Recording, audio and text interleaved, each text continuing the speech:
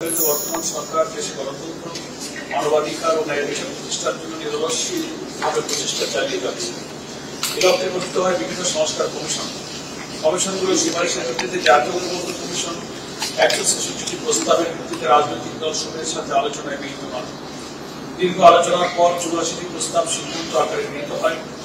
অনেকগুলো প্রস্তাবের সাথে কতিপয় রাজনৈতিক দল ভিন্ন মত পোষণ করায় সেগুলোর ব্যাপারে কোনো সিদ্ধান্ত গ্রহণ করা সম্ভব হয়নি। আপনার নেতৃত্বে গঠিত ঐক্যমত্য কমিশন দীর্ঘ প্রচেষ্টার পর প্রায় 31টি রাজনৈতিক দলের সহযোগিতায় জুলাই ঘোষণাপত্র জাতির সামনে পেশ করেছে। জুলাই জাতীয় সনদে 2টি দল বাদে রাজনৈতিক দলসমূহ স্বাক্ষর করেছে। জুলাই জাতীয় সনদ বাস্তবায়নের পন্থা সম্পর্কে সরকার ও রাজনৈতিক দলসমূহের পক্ষ থেকে বিশেষজ্ঞদের কাছ থেকে আইনি মতামত গ্রহণ করা হয়েছে। অবিলম্বে জুলাই সনদ বাস্তবায়ন আদেশ জারি করা এবং জাতীয় নির্বাচনের পূর্বে গণভোটের তারিখ ঘোষণা করা প্রয়োজন।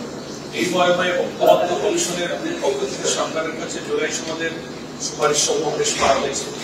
পেশকৃত জুলাই জাতীয় সনদ বাস্তবায়নের ইস্যুতে প্রধান রাজনৈতিক দলসমূহের মধ্যেও ভিন্ন মত সৃষ্টি হয়েছে। তা নিরসনের দায়িত্ব কমিশনের পক্ষ থেকে সরকারের উপরই অর্পণ করা হয়েছে। সরকার অদ্যাবধি জুলাই সনদ বাস্তবায়ন ও গণভোট সম্পর্কিত সিদ্ধান্ত ঘোষণা করেননি।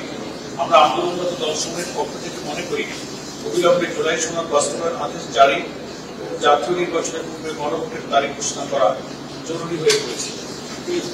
ইতিপূর্বে আমরা আগামী ফেব্রুয়ারিতে একটি অবাধ, সুষ্ঠু ও গ্রহণযোগ্য নির্বাচন অনুষ্ঠানের লক্ষ্যে 5 দফা দাবিতে লোকতান্ত্রিকভাবে আন্দোলনের কর্মসূচি পালন করেছি। দেশের জনগণ এই দাবির প্রতি ব্যাপক সমর্থন দিয়ে রাষ্ট্রপতির আন্দোলনে সামিল হয়েছে। রাজনৈতিক এই সংকট নিরসনে সরকারের সকল উদ্যোগকে সফল করার জন্য আমরা প্রস্তুত আছি।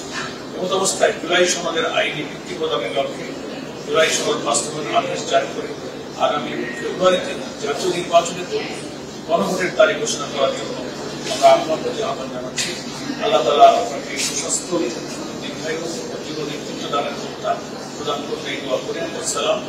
আন্দোলনরত দলসমূহের পক্ষে ডাক্তার শফিকুর রহমান, আমির, বাংলাদেশ জামাত ইসলামী। মুফতি সৈয়দ মোহাম্মদ রেজাউল করিম, পীর সাহেব জন্মাই, আমির, ইসলামী আন্দোলন বাংলাদেশ। মামুনুল হক, আমির, বাংলাদেশ খেলাফত মজলিস।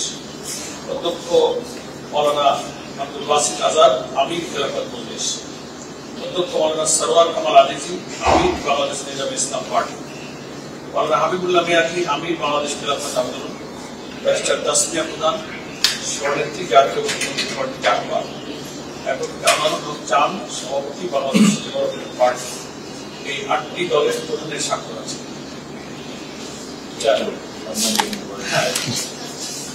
আপনারা একটু হাতটা দিলে স্তম্ভটা